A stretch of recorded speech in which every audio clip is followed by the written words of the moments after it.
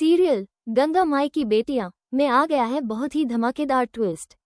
जी हाँ, आने वाले एपिसोड में आप देखेंगे कि अब सिद्धू की शादी फिक्स हो चुकी है, जिसे दुर्गावती ने उसके लिए पसंद किया है।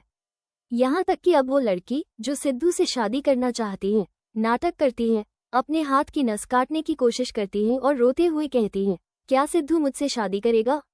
मुझे नहीं लगता। इसके बाद दुर्गावती उसे वादा देती है। वो सिद्धू का हाथ पकड़ती है, दोनों को भगवान के सामने लाती हैं और कहती है, भगवान को साक्षी मानकर आज हम यह ऐलान करते हैं कि हमारा बेटा सिद्धू सिर्फ और सिर्फ तुमसे शादी करेगा। ये सुनकर वो लड़की बहुत खुश हो जाती है, लेकिन सिद्धू का दिल टूट जाता है क्योंकि वो तो स्नेहा को पसंद करता है, पर वो न तो स्नेहा को ये बात बता सकता है और न ही अपनी माँ दुर्गावती को। जी हाँ, सीरियल में फिलहाल यही देखने को मिल रहा है। वहीं दूसरी तरफ सिद्धू अब स्नेहा की मदद करना चाहता है 1 लाख रुपये देकर।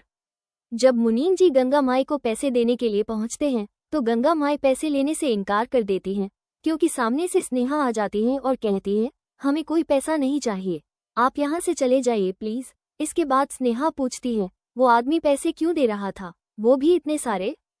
इस पर गंगा माई बात को टालते हुए कहती हैं, वो बड़ी शादी का ऑर्डर देने आए थे, पर हमें काम नहीं करना था, इसलिए हमने मना कर दिया। ये सुनकर स्नेहा नॉर्मल हो जाती है और सोचती है कि शायद यही सच होगा, लेकिन गंगा माई के मन में डर बना रहता है।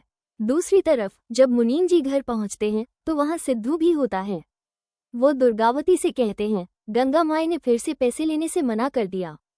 पता नहीं क्यों, जब हम देने की बात कर रहे थे तब तो वो खुश थी, लेकिन अचानक मना कर दिया। सिद्धू कहता है, शायद आपने उन्हें सबके सामने पैसे देने की कोशिश की होगी, इसलिए उन्होंने मना किया।